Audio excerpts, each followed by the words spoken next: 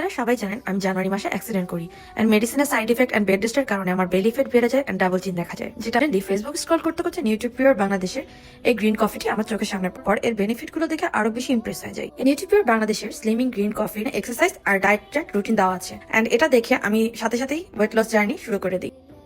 প্রথম আমি কুসুম কুসুম গরম পানি নিয়েছি, তারপরে 1 প্যাকেট করে কফি দিয়ে দিয়েছি।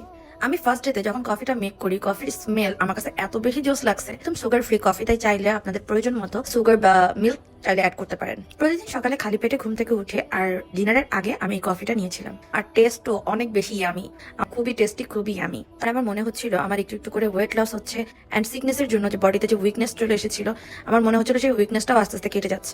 এভাবে আস্তে আস্তে আমি একদম পুরো প্যাকেট শেষ করে ফেলেছি অ্যান্ড আমি নিজের ভিতর হিউজ চেঞ্জ পেয়েছি।